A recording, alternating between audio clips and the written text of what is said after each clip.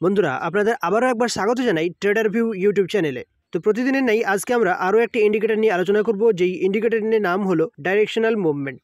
আর এই directional movement ইন্ডিকেটরটিকে short ফর্মে ডিএমআই বলা হয়। তো এই ইন্ডিকেটরটিকে আমরা অ্যাঞ্জেলনের ইনসাইডের মাধ্যমে নিফটি এবং ব্যাংক নিফটিতে কীভাবে ব্যবহার করতে পারি সে ব্যাপারে আজকের ভিডিওতে বিস্তারিত আলোচনা হবে। তো এর জন্য আমাদের প্রথমত অ্যাঞ্জেল ওয়ান অ্যাপ্লিকেশনটি ওপেন করে নিতে হবে। এরপর ডিসকভার অপশানে ক্লিক করে ইনস্টাটেড নামক অপশানটি আমাদের খুলে নিতে হবে। তো এখানে আপনারা দেখতে পাচ্ছেন আমরা বর্তমানে অ্যাঞ্জেল ওয়ানের ইনস্টাটেড নামক অপশানটিতে চলে এসেছি।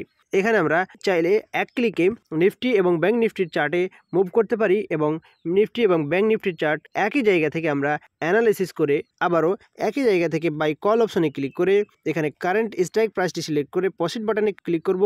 এরপর আমরা এখানে কোয়ান্টিটি সিলেক্ট করে ইন্টারডে এবং ক্যারি ফরওয়ার্ডে সিলেক্ট করে আমরা এখানে বাই বাটনে ক্লিক করব। বাই বাটনে ক্লিক করার পরে আপনাদের সামনে আসবে confirm buy option. Confirm buy অপশনে ক্লিক করতে আপনার অর্ডারটি কিন্তু এক্সিকিউট হয়ে যাবে। তো এভাবে আমরা ইনস্টাটেড নামক অপশনটির মাধ্যমে খুব সহজেই একই জায়গা থেকে বাই কল এবং বাই পুট করতে পারি। তো চলুন এবার আমরা ইন্ডিকেটরটিকে আমাদের চার্টের উপরে অ্যাপ্লাই করে দেখি এবং এটি কিভাবে কাজ করে সেটি আপনাদের দেখানোর চেষ্টা করি। তো এর জন্য ইন্ডিকেটর অপশনে ক্লিক করতে হবে। ইন্ডিকেটর অপশনে ক্লিক করার পর এখানে আমাদের সার্চ করতে হবে ডিএমআই। এখানে দেখতে পাচ্ছেন আপনারা ডাইরেকশনাল মুভমেন্ট নামের একটি ইন্ডিকেটর আমাদের সামনে চলে এসেছে। এবার এটিকে আমরা চার্টের উপরে অ্যাপ্লাই করে নেব।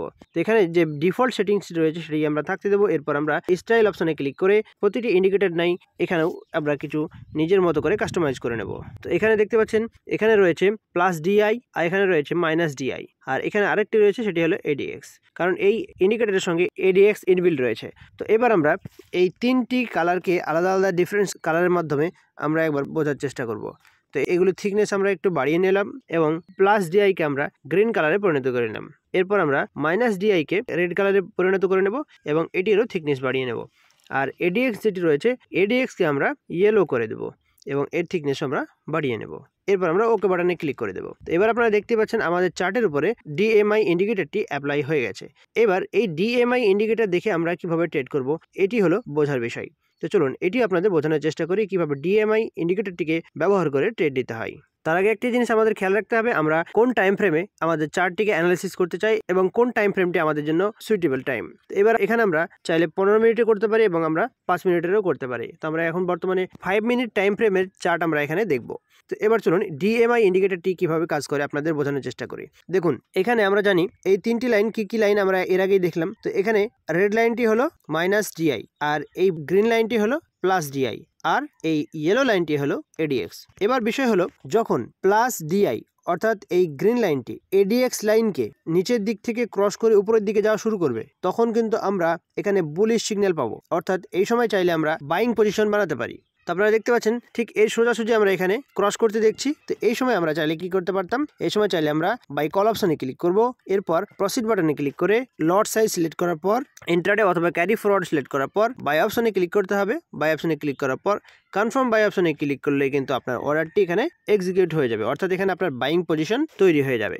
তো বন্ধুরা আমরা যেমনটা দেখতে পাচ্ছি এখানে এই ক্যান্ডেলটির মাধ্যমে আমাদের এডিএক্স লাইনকে ক্রস করে প্লাস ডিআই লাইনটি উপরের দিকে যাওয়া শুরু করেছে।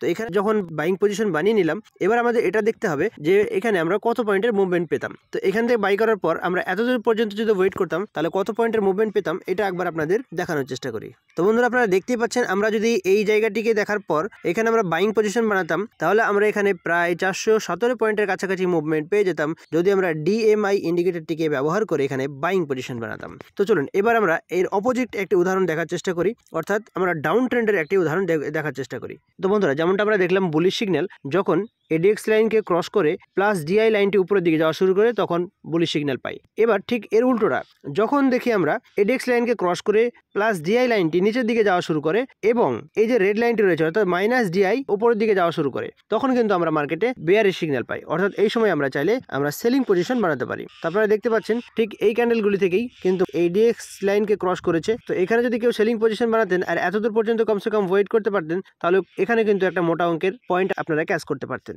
তো বন্ধুরা আশা করি আপনারা বুঝতে পেরেছেন এই ডিএমআই ইন্ডিকেটরটিকে কিভাবে ব্যবহার করতে হয় এবং এটিকে লাইভ মার্কেটে ব্যবহার করে কিভাবে কাজ করতে হয়।